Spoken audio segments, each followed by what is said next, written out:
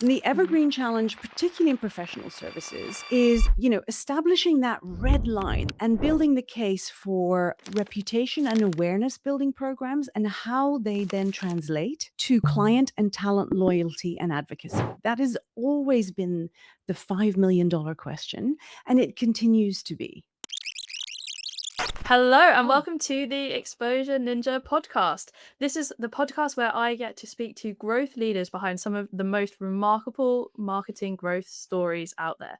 I'm Charlie, CEO at Exposure Ninja, and today I'm joined by Daphne Luchtenberg, one of the global marketing directors at McKinsey and Company. McKinsey is, of course, one of the world's most trusted professional service brands and publishes more thought leadership than any organization globally.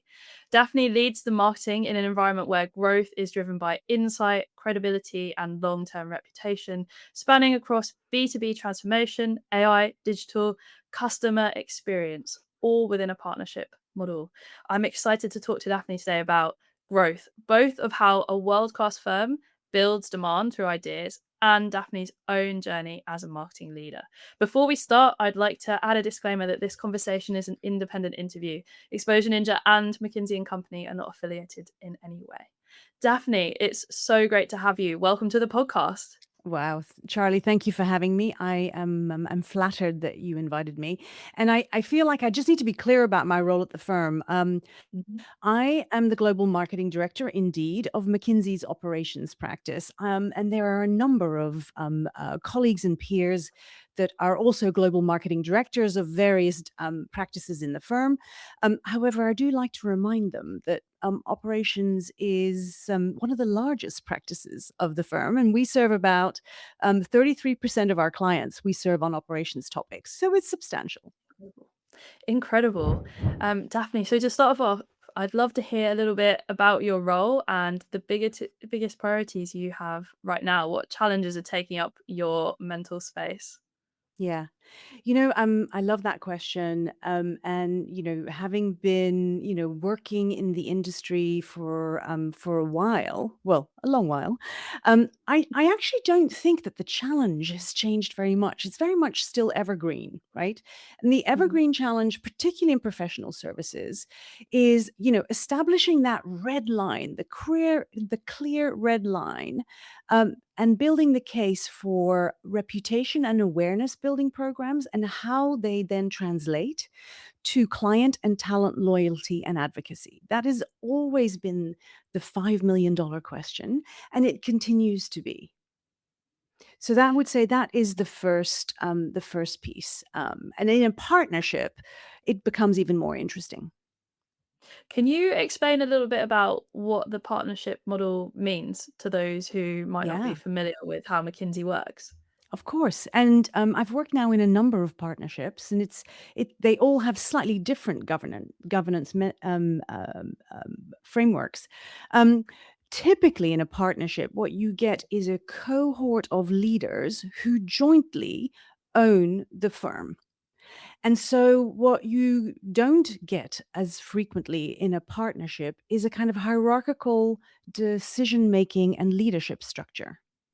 And so in McKinsey, we would say now have 40,000 folks working in effort to build McKinsey and to serve clients. And it's a very consensus driven culture. That's great. It's interesting that you say just a percentage of clients are partners. So how does that differ from the Sorry, a percentage that are? percentage. Yeah, a percentage of the cohort are partners, and of course, Yeah. the rest of the body is then the cohort of our people is made up of consultants, and Mhm. then those of us, the firm, some professional people such as myself, who are there to help the business run. Fantastic. Okay, so let's get a little into the marketing, and I'd really like to touch on the thought leadership that McKinsey puts out because it's such a significant part of your marketing function. And I'd love to ask about how you use that insight and the points of view to create demand rather than just capturing the existing intent in your Yeah. market. Yeah. No, I think it's a great question. And indeed, McKinsey, even when I wasn't working at the firm, was Mhm. always in my mind in professional services and financial services being held up as the brand to follow. And we, as outside observers, kind of in awe, really, weren't we, of the research and insight. So when I was invited Mhm. to join the firm, I was like, oh, now I will finally know. I will finally know how they do it. And I've come to understand what it is that is actually a distinctive difference about the way McKinsey approach the codification of insight. Let's put it that way. And first of all, McKinsey is now 100 years old, so 2026 is our centenary. Wow. And I would put down the success to the fundamental values of the firm right from its foundation, Mhm. because that is around codification and innovation. So all of our consultants are incentivized to both continue to innovate as they serve clients, continue to bring new ideas, new concepts, new solutions, and to co develop those in service of meeting a client challenge, and Mhm. then to codify that learning in a way, codify it and log it in the library, in a way that is not just kind of a tick box exercise, but actually an exercise to both then codify that learning, log it, but also distribute it, so that is a democratic distribution of knowledge and understanding, so that the expertise is syndicated right around the firm. And so the knowledge base of our firm is extensive, as you can imagine, and the performance metrics for each of our consultants are attached to their ability to codify and share that learning. And this is such an incredible model if we think about the scale of it, because you have a number of consultants over many decades now creating thought leadership that from the outside to someone looking in at McKinsey, it looks effortless, but actually Mhm. there must be so many cogs spinning to make this work, to prevent duplication, to make sure that everyone has the editorial judgment, the research needed, and the distribution that actually makes the content successful as well. Can you Yeah. talk a little bit about how this actually works in the background? Of course. Yeah. And I think what it comes down to is the collegiate and consensus-based culture that is at the foundation of the McKinsey firm. And that is really around every single piece of knowledge is syndicated and is peer reviewed.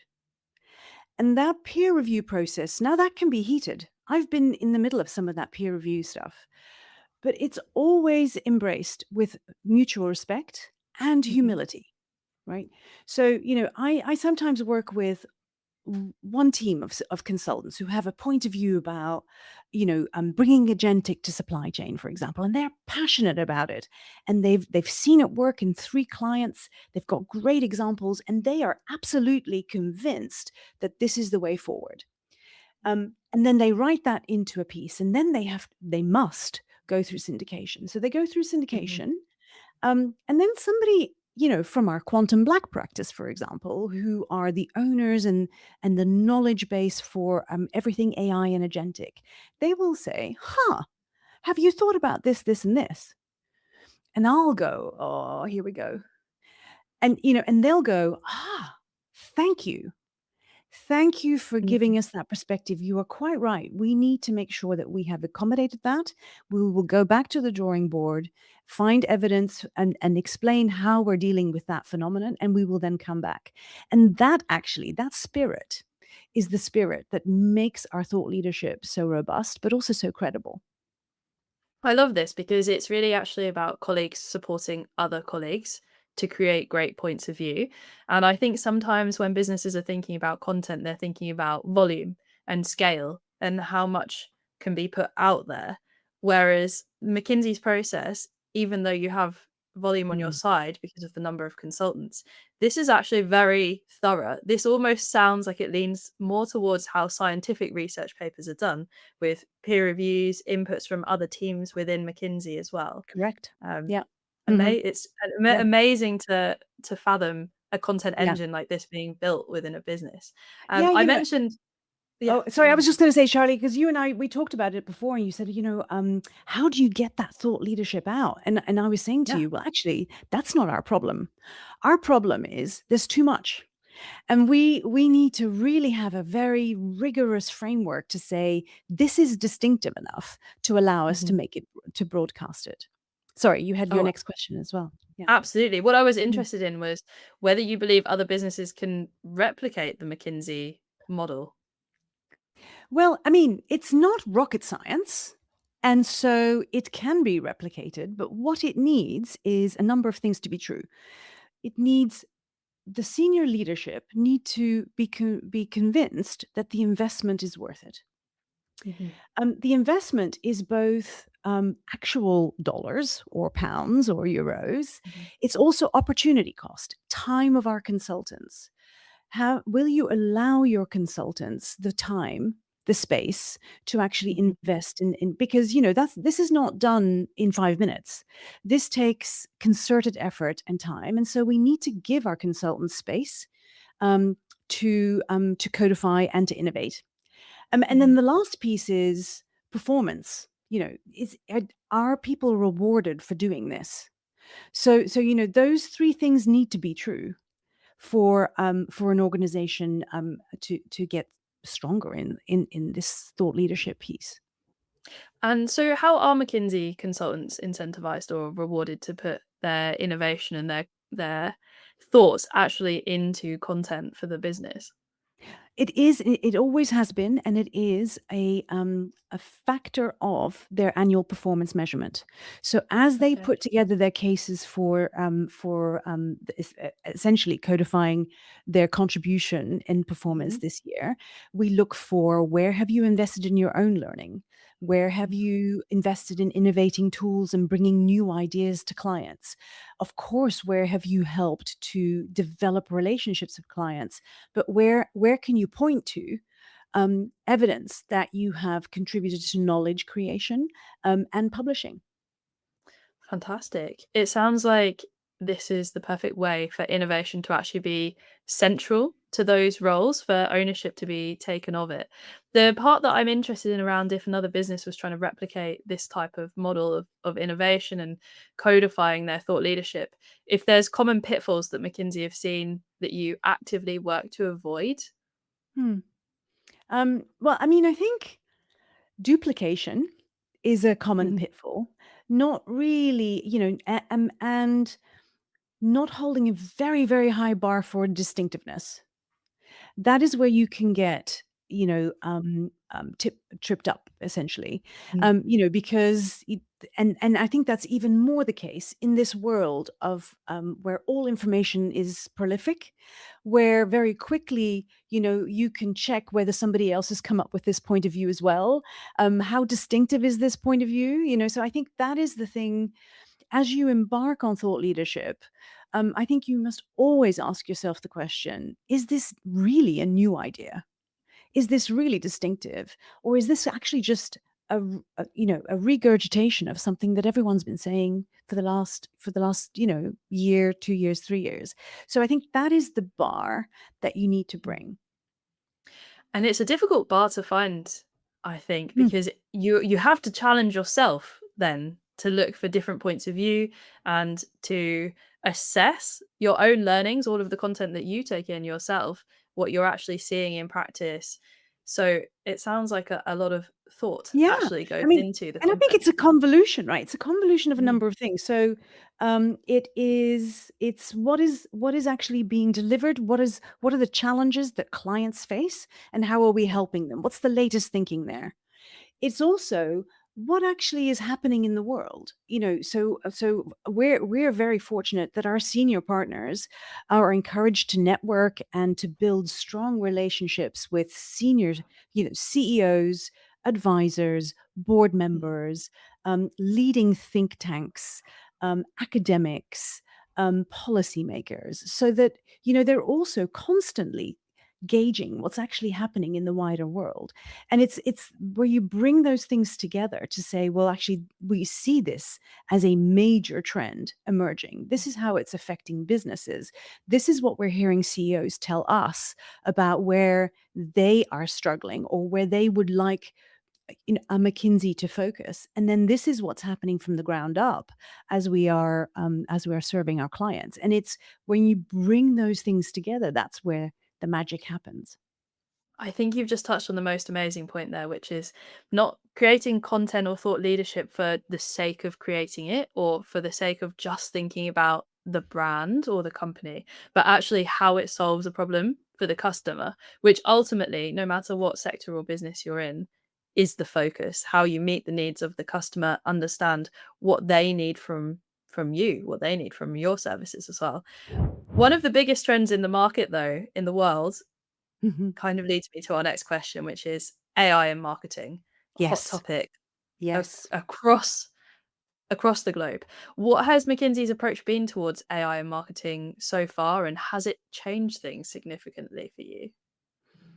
Well, I think first of all, the way to answer that question first is to say, how is the firm thinking about AI? And um, our firm very quickly was was curious and Mm, explored, and actually courageous exploration. Very quickly, we said, okay, well, let's build one of these things ourselves. Can we build our own LLM? We're a knowledge business. Surely we have a bank of data that we can figure out how to make this work. And we knew that as we were doing that early on, we were at the very early stages of LLM development, and so we might well be building something that ultimately we would not end up using. But mm, in building it, we could understand it extremely well, and we could understand also how we needed to evolve it. So that happened at least 3 years ago, right? Where our consultants and our tech teams and our experts started to say, "Guys, we need to just figure this out. What's the best way of working?" And actually, we had a team. We created very quickly a beta version. We rolled it out. We actually then brought in the entire firm to help us test it. And there's nothing better than a test bed of 40,000, test buddies, as it were. And so the firm was immediately leaning forward when it came to AI. We have to understand this. We have to see where it's going to take us. How will it help us? How will it help us help clients? And mhm, what will it teach us about helping clients develop their own agentic platforms? So that was already part of the culture. And then the question for us in the marketing team was, okay, well, gosh, we're very busy already, so we can absolutely yeah. see if there's something that is going to be helpful for us. Let's start to test it ourselves. And McKinsey has always had a tradition, actually, of often working with early tech movers, and kind of co-developing together. And so we identified two or three, in fact, colleagues of mine, I was not involved directly with this, but colleagues of mine identified two or three new startup kind of writer applications. And we Okay. started to collaborate. And then we rolled it out to a small cohort of our marketing professionals. And over time, then started to teach that particular application our own voice. At the same time, we were teaching our own Lily. We called our own LLM is called Lily. We were starting to teach Lily to speak our language. It was fabulous because it allowed us to say, okay, I'm writing a social piece, but I want to write it in the voice of Bob Sternfels, or I want to write it in the voice of Kate Smage. And very quickly, it gave us a very useful tool. Now, it was always part of the answer. It was never finally the answer. And I think Mhm, that's certainly what we're seeing now. So we're using AI in marketing mostly around content, helping us fine tune our content, perhaps tighten our content, play with different voices of content. But also now we're starting to develop agents that, for example, get us a partner profile written very quickly. in a moment, right? And so you can say, I can now say, hey, I have a new partner. Here's his LinkedIn profile. Here's his biog. We know what you know about this person from our database, and please go search the web and come up with a one pager that meets the needs of the McKinsey profile. And it's a very good first draft. It's Amazing. amazing. Yeah. Yeah, Um, this is so incredible. Yeah, so those are real examples of where that's helping us.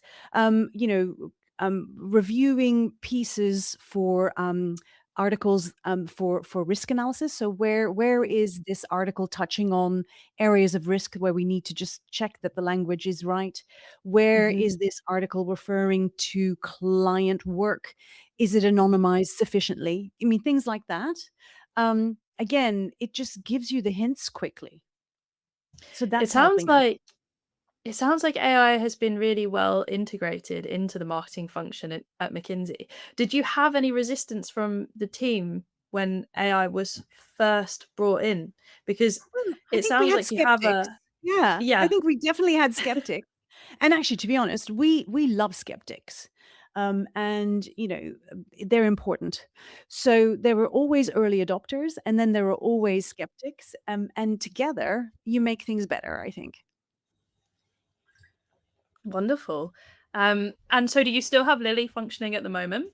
Has Absolutely. McKinsey Yes, Lily continues to centralized it? grow, continues to improve, but every quarter there's a new development. We bring new external software and functionality into it. I mean, what's important about Lily, of course, is that it is ultimately anchored around our library of knowledge of that goes back 100 years. So we're going to want to keep that as a proprietary tool, but we're also going to want to make sure that uses the latest advances in technology in order to help our consultants get smarter faster. Absolutely. What an incredible use of AI. Mm, Which kind of leads me into the next section. I was interested to ask you around marketing and mm. how it becomes seen as a strategic function within the business, because you've got lots of moving parts, the thought leadership, you've also got their AI integration. But how have you managed to build marketing into something that's seen strategically and not just as a service department that supports your partners and practices? Yeah. Um, well, we're our strategy firm. So if there was Mm. ever going to be a kind of a culture and a business that would understand that you have to see marketing as a strategic asset, it would be McKinsey. So to some extent, that you're already halfway there. Halfway there, I think the bigger challenge for us in the marketing team is to demonstrate that we can be strategic when it comes to marketing topics for the firm.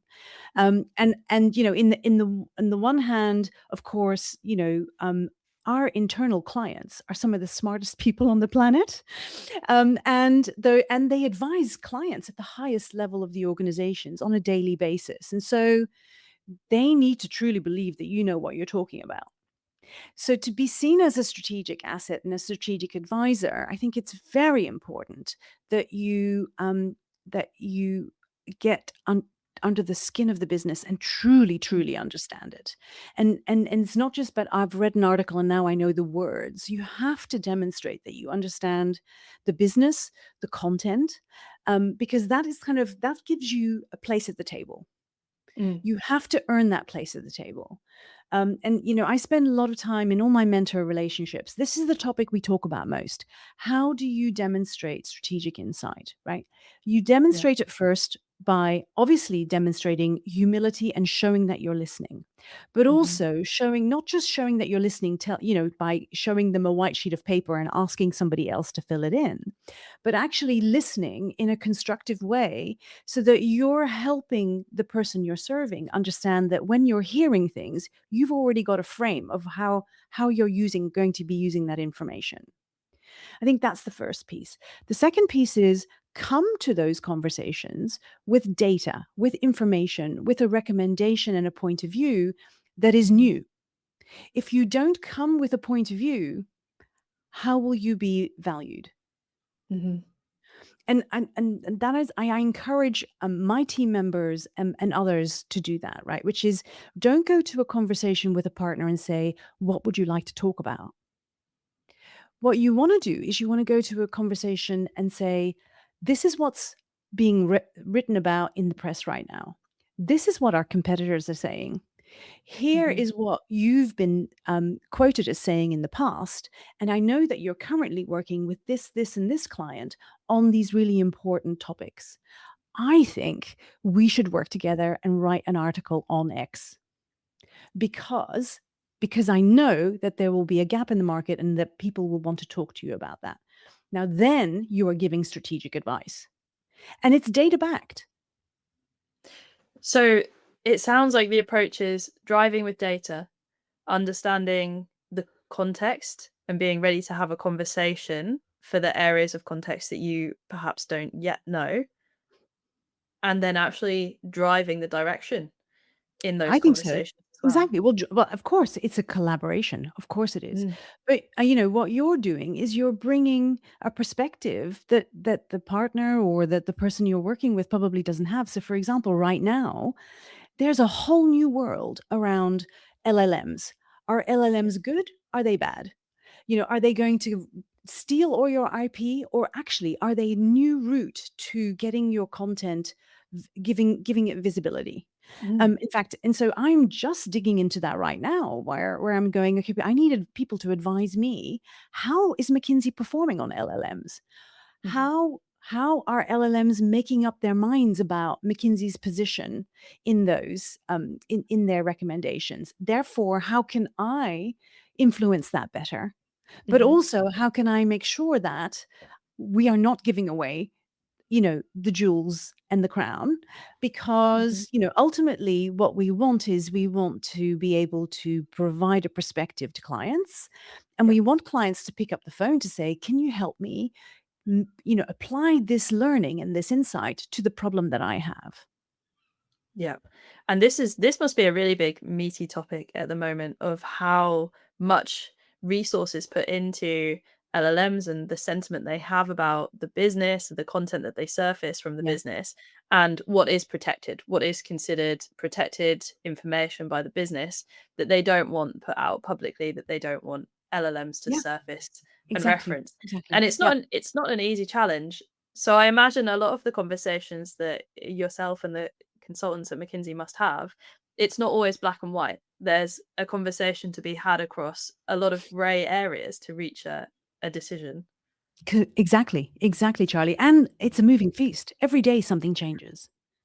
Absolutely. But also, that's an opportunity for us, right, as marketeers, because we can keep our finger on the pulse and we can be the people who bring that perspective, because our Mhm. partners are, and, and our leaders are busy doing the business. So that is another place where I feel there's a real opportunity for us to demonstrate strategic advice and strategic intent. Fantastic. So this leads me to want to ask you about the advice you might have for other marketing leaders in, let's say, mid-sized B2B firms. So they wouldn't have the same resources that McKinsey might have. But are there two or three moves that you would recommend that they might make to build their reputation, their trust, and ultimately grow over the long term? If you were in Yeah. their position, what advice would you give? Definitely. I mean, in the B2B environment, it is absolutely about finding ways to showcase the experts and the expertise. Mhm. And yes, at McKinsey we have a body of knowledge and content that we can use, but the tactics are the same, right? And so if you're trying to build a reputation for a brand that is providing advice or a service in a particular marketing segment or market segment, you know, how well respected is that brand? How well known is it? How strong is your awareness? And is your awareness distinctive? How are you setting yourself apart from the competitors? Um, who are some of your very good performers? How can you give them more voice? Where are some of your jewels? How can you showcase those jewels? So, I mean, to be honest, I think that it is absolutely possible, if you're working in a small, medium-sized business, to use these same tactics, and cut through. One of the hesitancies I've heard from business owners or marketing managers around this type of thing in a mid-sized firm is the concern that if their employees are out there becoming very well known, that the firm might eventually lose some of their best people, their top performers, because they are so out there in the market.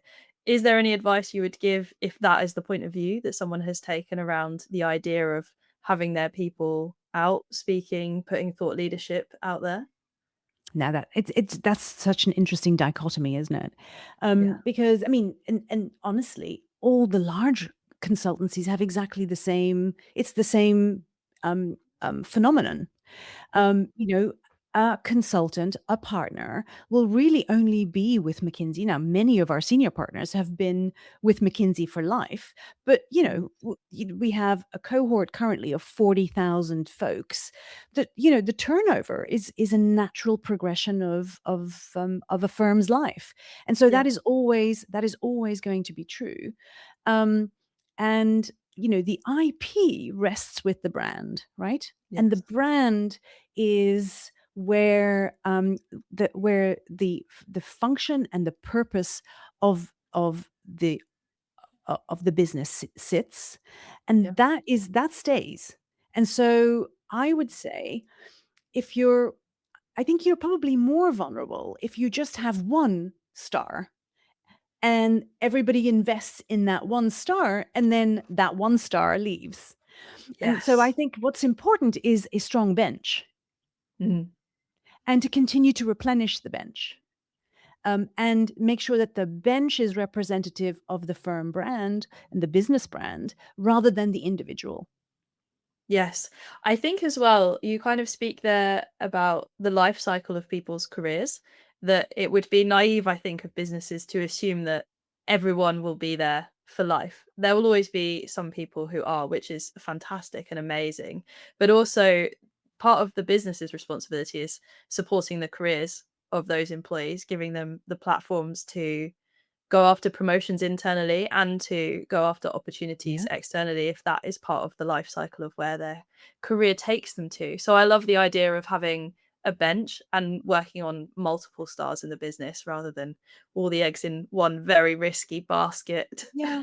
Yeah. And Charlie, this notion of apprenticeship, I think, is extremely important, right?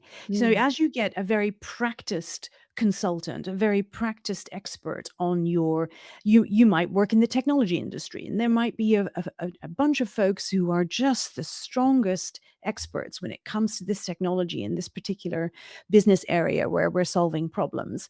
But what are they doing to bring you young folks mhm. along, and and start to apprentice them to start to following in their footsteps?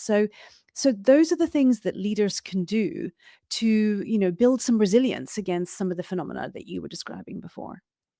Absolutely. And Daphne, this leads me into my next question really, which is around how you came to this point in your career because you're holding an extremely senior position at one of the world's biggest firms. Everyone knows McKinsey and Company, but it's also not the only place that you've worked. You've been across many marketing and business Yeah. development management roles.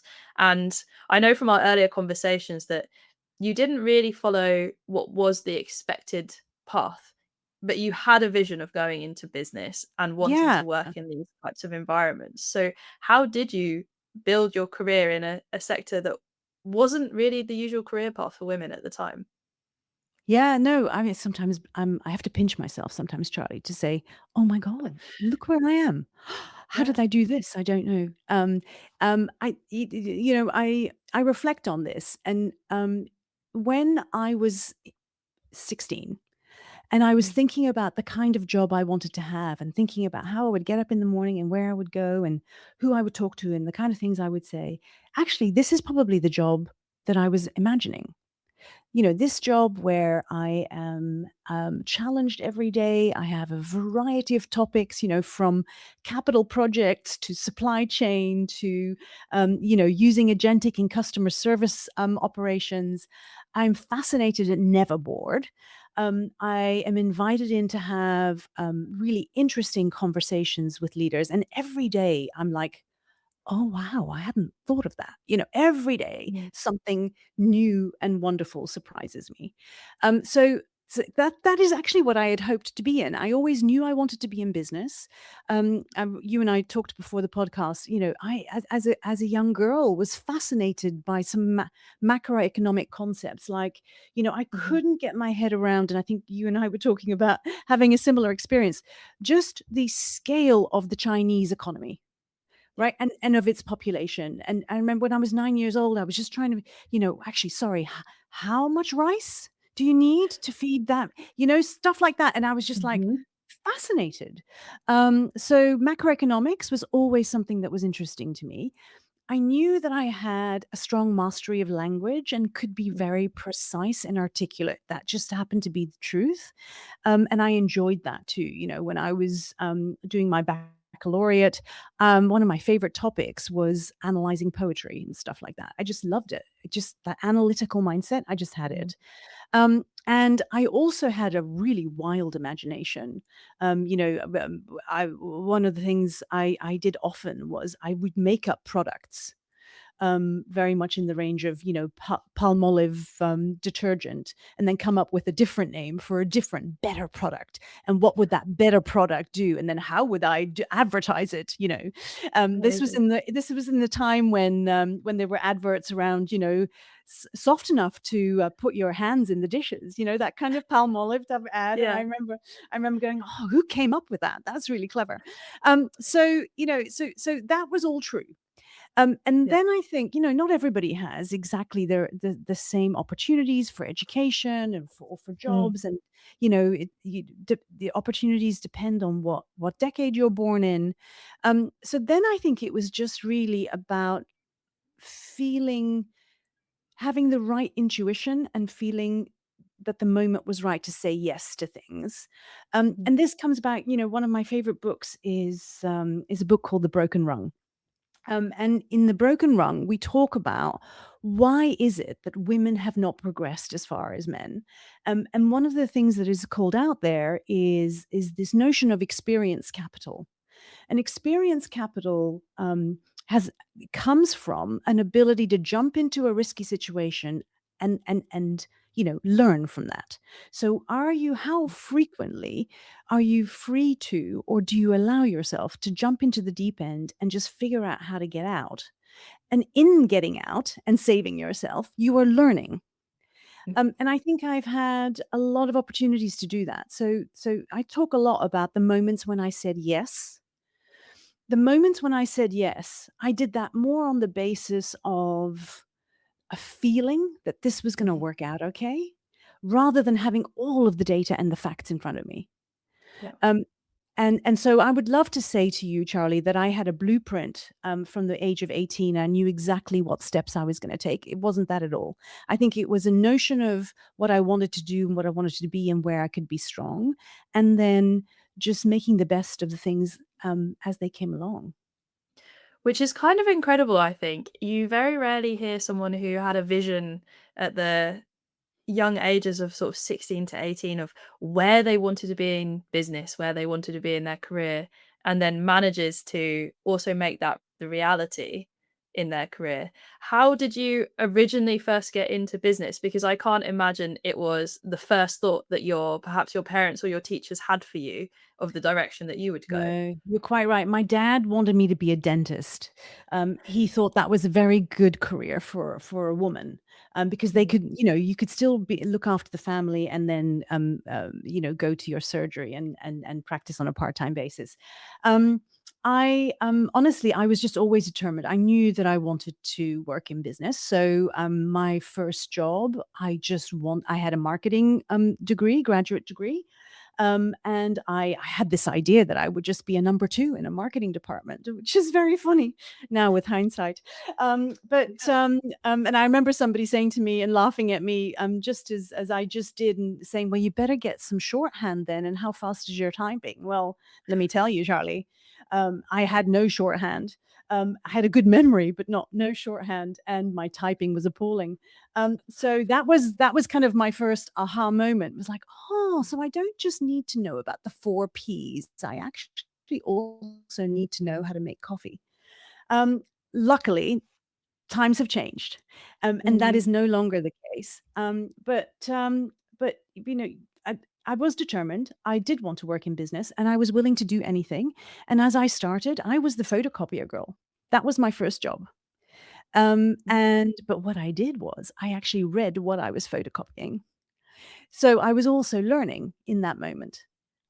Oh, And that's really, I think, that is what I've just kept doing, learning all the time. I'm curious. I continue to learn. I continue to ask questions.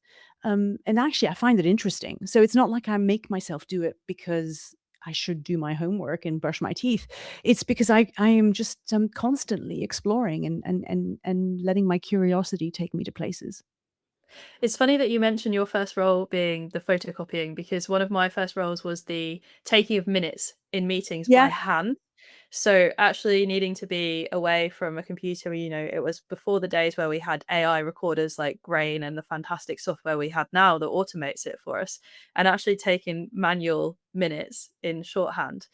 And yeah. I think the perspective on some of those first roles can be like, I don't want to be spending my time doing minutes and photocopying and printing and making the coffee and the tea. But the opportunity to learn as part of those roles and the number of people that you meet is actually incredible and really hard to weigh the value of when you're first taking, that first opportunity to Yeah. finally be in a corporate environment or a business environment. So I love that you were learning from the things being photocopied. I felt exactly the same about learning from just being in the room with all of those brilliant minds, even if I was only at that time taking the minutes.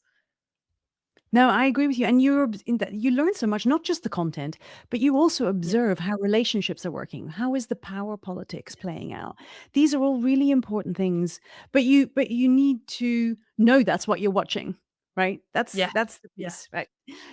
So, but yeah, no, and I am where I am now, and actually, honestly, I still take fast notes, and I still have a good memory, and it stands me in good stead.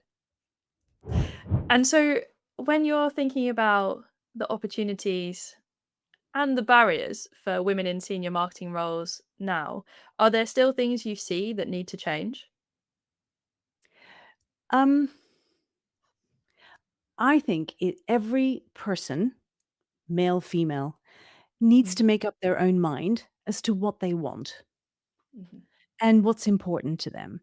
And on the basis of that, determine how courageous you want to be, whether you're a woman or a man. Um, of course, everyone's going to have their own path. And I have seen, it's absolutely true. It's true. Men are much happier to say, even when they only did 10% of the work, that they claimed 100% of the work. They actually don't even know they're doing it. Women, when they do 80% of the work, will spend all their time telling you who did the other 20% of the work. We just are different, right? We're just different like that. And so I think sometimes having someone, a good friend that you trust, a good mentor that you trust, just kind of holding up the light and holding up the mirror and just reminding you every now and then whether you're putting yourself, are you being too humble? Are you being courageous enough? When someone asks you, will you be the one, could you just help me with the coffee and tea? Is that the best time to say yes? Or is the better time to say, actually, let me organize for you how that can be done? I Which is love that insight. often what a man would do. A man won't go, oh, well, let me figure out where the sticky tape is so I can stick this piece of paper up on this wall. A woman Mhm. will, without thinking, go, oh, I can just quickly do that. Yeah. And so it's little things like that, but actually it's not those little things. It's about being courageous and taking risks and trusting yourself. One of the things you mentioned to me before was about the number of women working in marketing as well, which had been rising. And I think you said that you had seen Yeah, recent I was data just showing. Exactly. dropped. I was just looking at that, which, you know, marketing has always traditionally been the area where we saw a higher penetration of female workers, right? And female Mm, leaders. And I was just checking into that. And actually, post COVID, that has regressed. So, where we were pretty much 50-50 in balance, I'm seeing now that that's gone back to 30%. And I think there's a whole bunch of reasons, right? That's a whole other podcast, Charlie, that we need to yeah, have, and we'll talk about that. I would love that. Um, but um, but women are making different choices, Mm, and I'm not judging anyone for making the choices that they make. But I want to make sure that when women make choices, that they really are making the choice, or whether they feel somehow pressurized into it or moved into a situation that is not of their making, but they don't know how to stand up and make their mm, voice heard. And that's also one of the things that I spend a lot of time just listening for when in my mentee relationships as well, right? Which is, okay, you chose not to volunteer for that project. Is that because you really don't have time? Or is it because you were afraid that you might not be able to do the work? Right. yeah. And I feel that it's important for us to, you know, as you know, colleagues and each other's peers and each other's friends, we sometimes have to ask each other the question, right? Mm, absolutely. I love that you speak to the value of mentoring as well. It's one of the things that has been the most impactful, I would say, on Mm. my career, but also on me personally. One of the challenges I know is that it can be very difficult to find mentors or to know what to expect from mentors within your life. Is there any advice you would give to someone who's maybe thinking, wow, that does feel like what I need. I need that sounding board for the direction that I want to go to sound check the thoughts that I'm having. Yeah, I think you should just do it and you should just ask. I remember speaking to a senior partner who said, you know, Daphne, I'll do a talk to a group of say 30 or 40 consultants, and I'll Mm. say my door is always open. And you know who only ever comes to my door? The Oh, men. interesting. Women, no women come to my door to ask me if I could spend some time with them, because Mm, they've already made up their minds that they're not worthy, the senior partner won't have time for them, la la la la. mm, And I see it consistently when people ask me, "Oh, you know, I'd really love to get some advice. Um, I'm sorry, you must be so busy. mm, Would you have time?" And I'm like, "Yeah, I do have time. Of course. Let's do it." And they're like, "Oh, okay." And then we meet once, and I always put the ball in the mentee court. I don't chase for it. The number of people who've only come to see me once, thank me profusely, and then don't dare to ask me again, mm. I you know, it's phenomenal, Charlie, and it's always women.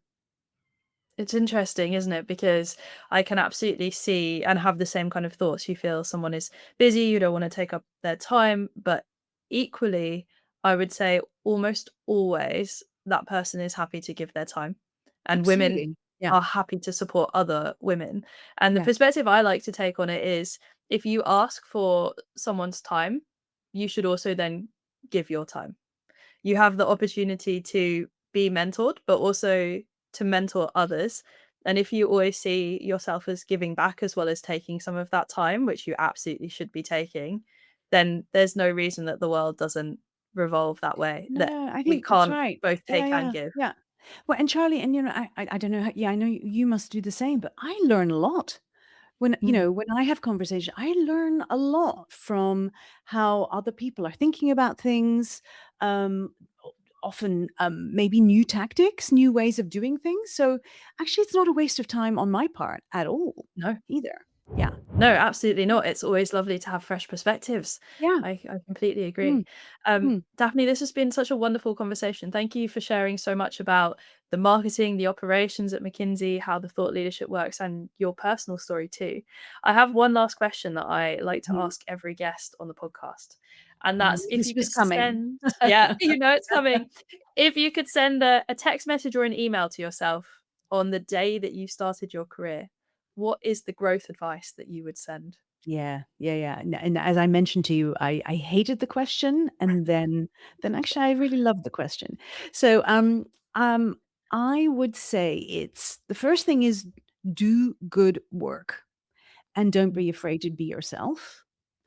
Um, then trust your instinct, because this is one of the things I have learned, um, that, when I had a feeling, pretty much I was spot on. mm, Also learn very quickly, I think, to discern gossip from information that is valuable, that will help drive a project forward. Um, and make sure you don't get, like, wrapped up in gossip, and really know mm. how to shut unhelpful gossip down, both for yourself, because it'll send your mind reeling, but also don't perpetuate it. There's no that isn't helpful. And then, and I wrote this down, which is like, if it looks like a duck and it smells like a duck, you know what? Um, it is, and it's been a valuable life lesson for me, and if I go back and remember, the moments where I thought, "I wonder if what's really going on here is XYZ," I turned out most times to be right. When I was younger, I didn't have the confidence to then take that information and do something valuable with it, but now I know how to do that. But, I would tell my younger self that, if you've got an inkling, a spidery sense that it's this, or this, you're probably right. And it's about going deeper and really understanding the motives and the Mm. motivation of others, because when you start to think about the motivation of others, the big picture emerges. This is fantastic advice. I was very keenly awaiting your answer because I didn't know what you were going to say to this question, Daphne. And I think it is a fantastic perspective on trusting yourself and Mm. then taking action on the feelings that you trust within yourself. And it's so easy in business and in life to doubt yourself rather than to back the feelings that you have. But quite often the feelings you have are from your experience, from the exposure that you've had and your natural inclination of what feels right to you or what doesn't feel right to you. So Mhm. I absolutely love that advice. Thank you so much. Fully agree. You're welcome. It was fun. A fun conversation, Charlie. Thank you for having me. Daphne, if anyone would like to learn more about you or speak to you, where could they find you? Well, I'm lucky enough to have a pretty distinctive name and surname. There aren't many other Daphne Luchtenbergs in the world. Come to me on LinkedIn. Yeah, I'm really excited about meeting and talking to folks. So, obviously I do still have a day job. But do reach out. Please do. Fantastic, Daphne. Thank you so much for joining the podcast and sharing all of your growth insights for marketing and personal growth. For anyone who was interested in the book that Daphne recommended earlier, it's called The Broken Rung and it will be linked in the show notes below. Thank you, Daphne, again so much. It's been such a pleasure to have you. Oh, well, I hope to come back sometime and learn more from you, Charlie, as well. I would love that.